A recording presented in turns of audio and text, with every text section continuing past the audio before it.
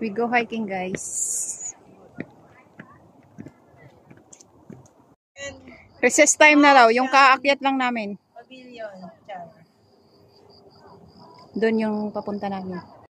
Doon na kami sa medyo. Tok-tok. Pahinga muna. Taiwan naman. Taiwan din pala ito, baby. Yung utak ko, ito talaga. So lang, asan nang labas natin siyan? Ay, saan? Isa pa. Tara. Joy ako din. Layo.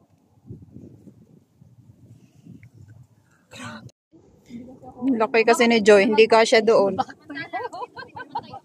Sabak ko yung kataloy. Taas ng inakyat namin. Dapat may warm water kang dala. Naka-picture ka na. Ay, meron na. Oh. Video ko lang. This is the way. The way to Heaven. heaven. The heaven. I'm just kidding. Sabi pala to yung, kaya pala sabi mag-gloves. Kaya nga. Wala din naman. Kasi makapal na rin naman yung mag-gloves. Uy, yung shoes ko. Nakita ko ngayon. Hindi ko sinuot sa picture. Hindi talaga hinalo, Chris. Uy, madam, nang iwan ka. Matibay yung ugat, Jo. Tayo sa maugat.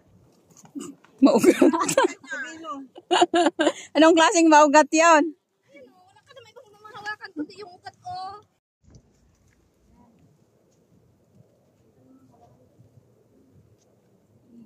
Kasi paa niya. Nakakyat na po, pero how come? Ikaw nga siya. Andyan talagang gusto ko. Kasi may, yan o. Ingat-ingat ha. Mataas. Hindi man lang makikita yung bakat ng pipit mo si Merlin. Wala nga. Kung si Captain nga. Ayan o. Wait lang kasi baka maman yung bato. Sa haba ba ng paa niyan? Ang taas naman. Kaya nga. Dapat napuntan yun. Inasiksikan tayo. Anong ginagawa niyo dyan? Bilis mo siyan. Ang bastos nun na. Naglagay ng mga doon. Grabe, guys! Masyadong risky yung aming ano. O kaya always nakahawak talaga. Oo. Kasi di baling ikaw bumigay sa maling tao, wag lang sa maling bangin.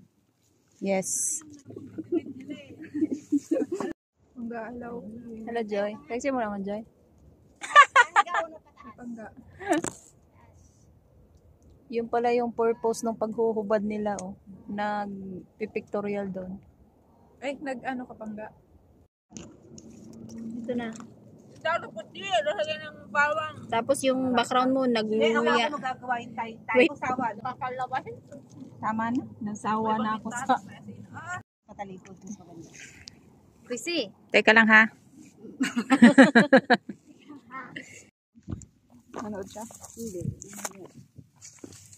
Nandun ka sa pinakataas. Siguro 25,000 yung nasa harap ka. VIP. Tapos ipaakyat yung ano? Ano? Yung mga nandoon, kako.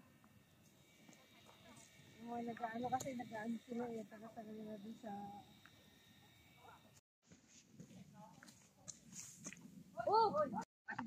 Subukan daw yung maglalakad ng patalikod. Kasi sakit na yung mga daliri sa unahan.